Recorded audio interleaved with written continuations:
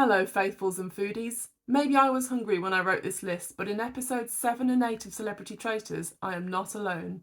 Nick worries about lasagna, Joe Marler becomes a yummy mummy, Kate Garraway launches a new pudding, death by sun-dried tomatoes, anyone? And finally, a big dog gets their just desserts.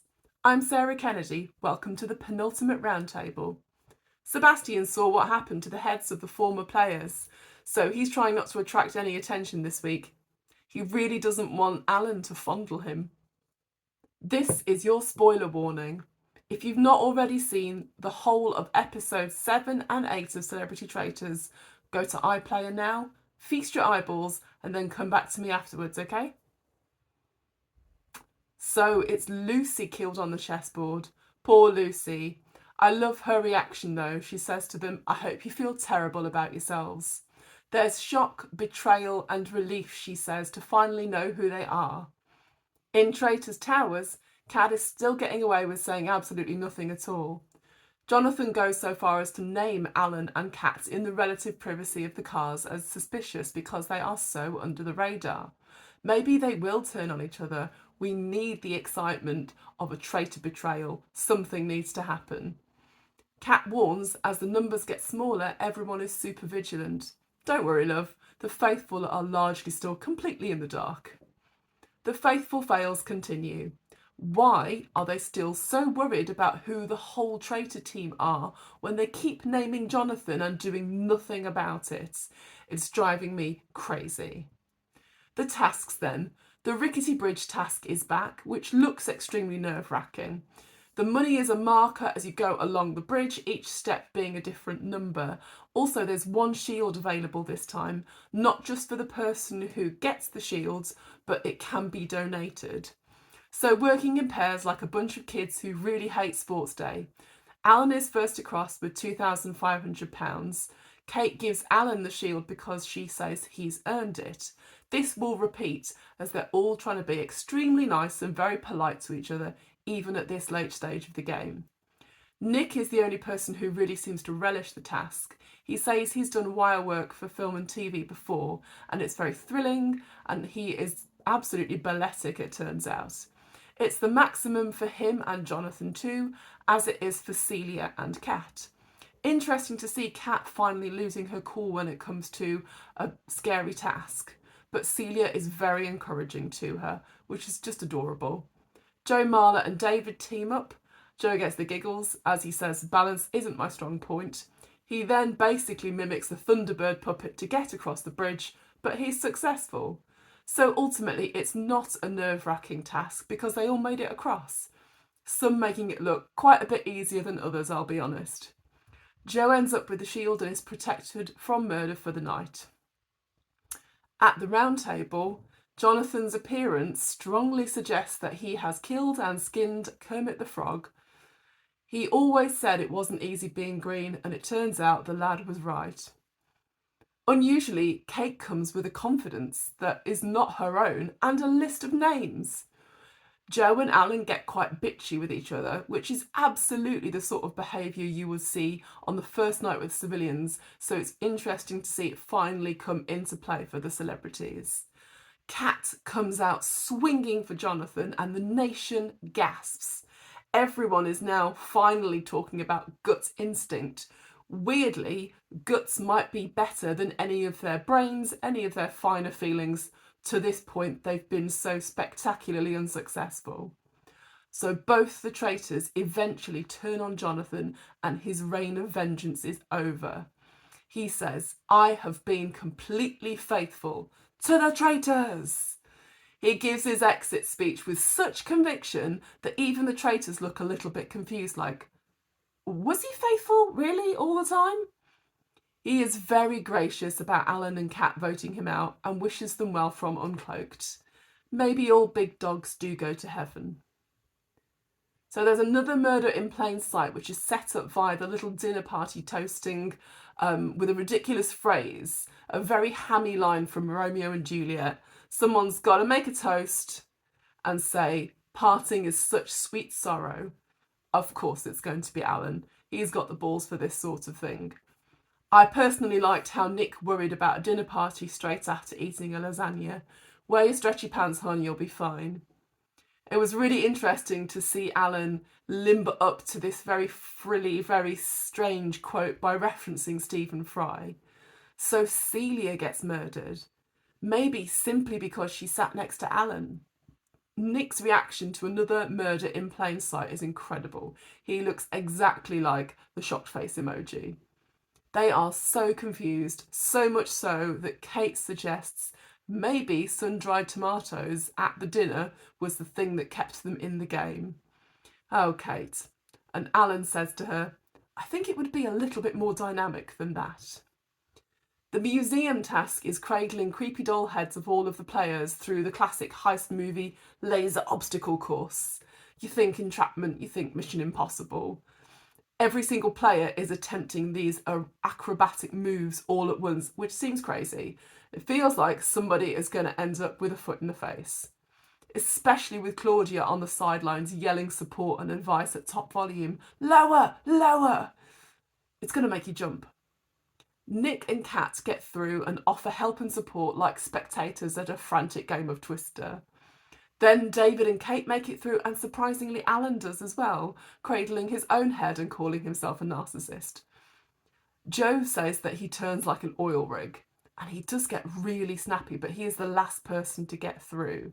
He manages it with seconds to spare. That's 14k in the bank and a very good day's work. Claudia says, you were all amazing. This was better than my wedding day. So, round table 2. It feels like there ought to be some momentum and some more bravery on show by the faithfuls after getting Jonathan out. Could they be finally on an upswing that they so desperately need at this stage in the game? Kate leans into the very worst tactic, if you can even call it a tactic. She keeps asking, why do you think it's me? Rather than discussing somebody else at the round table. She puts her own head on the chopping block. It feels like Kat could just stare at Nick until he backs down when he mentions her name. She has such a steely gaze. And Alan skillfully takes the role of summing up. He takes advantage of having the final word at the table, just reiterating names in the conversation in a very bad faith style. I'm just saying what everyone else is thinking sort of way. He says there's something about David and Kate that makes people think they're traitors. It's completely avoidant behaviour, but reiterating those names is always going to be powerful. So, Kate is banished. A slight moment of seriousness here as I pour one out for my homie. Every widow should get to play traitors, don't you think? To be able to play and laugh and be silly after months and years of sadness and living in a caring role and all of the sort of hard work and sad work that she had to do around her husband's death. She gets to be herself and show a different side of herself and just be silly in such a supportive and welcoming environment. What a lovely leaving speech she gives. So it's another enormously unsuccessful roundtable, and I am running out of faith in the faithful. I bet you guys are as well. Do they even deserve to win at this point? They've been so poor. From the dinner party onwards, in fact, even beforehand, Joe has been considering Alan as a traitor who deflects with humour. But again, he says he doesn't think he has enough people on his side at this point. He's going to have to get Nick, he's going to have to get David to support him. Celia's fart was heard around the world, and now Alan's laugh at the fire pits. He can't even get through the words, I am a faithful, without laughing. And they still continue to ignore how he forgot he had a shield. At this point, he's not even hiding in plain sight. He's doing a Bob Fosse Broadway song and dance number in plain sight. He could wear a glittery cloak and camp it up at every meal, singing Alan is a traitor to the tune of The Lady is a Tramp, and still deflect all suspicion. I thought Jonathan was Teflon. Alan is super Teflon. So Joe Marler is looking at Kat now as well. The man who took blows to the head for a living is the smart guy. But suspicions are easy in the kitchen and in the corridor.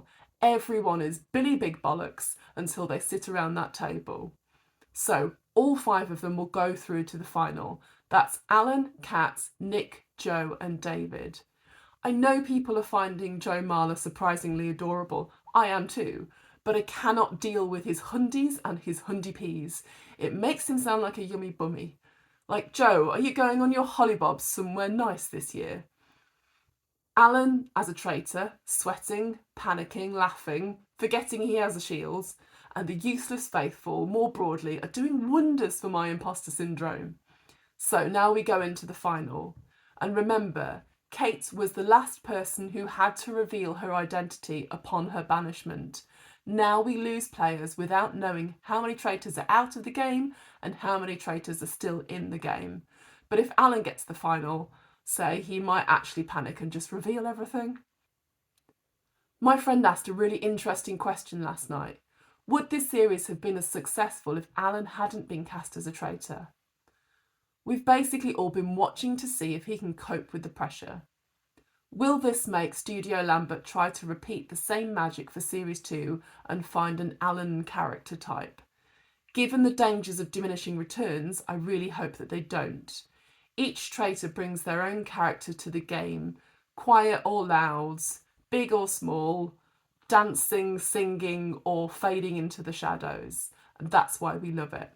Now is time for speculation. With a stonking 8 million on the overnights and around 12 million per episode, that's with catch up included, we can say for absolute sure that Series 2 is coming. Who would do well? Who do you want to see in the castle? I think we can take a punt on some seriously big household names because the first series has really set the bar high. So I've got a few ideas, but tell me who you think would do well and who you think would work well together. In my heart of hearts, I'm hoping for Bob Mortimer. I'd like to see Munny Chihuahua there as well. Olivia Colman, I think she would say yes. And Benedict Cumberbatch seems to have expressed an interest in the game already, which is very exciting. The big final is next week, guys. Will production throw any curveballs? Do the faithful have a chance in hell at this point? And more importantly, what will Claudia wear? We'll see you back here next week to discuss everything about the finale, the whole of the series. Tell me who your favourites have been, who the most forgettable people have been. Tell me who you want to see in series 2 because it's definitely coming. Everything about the latest episode, I can't wait to see what happens. I can't wait to discuss it with you. Laters, traitors.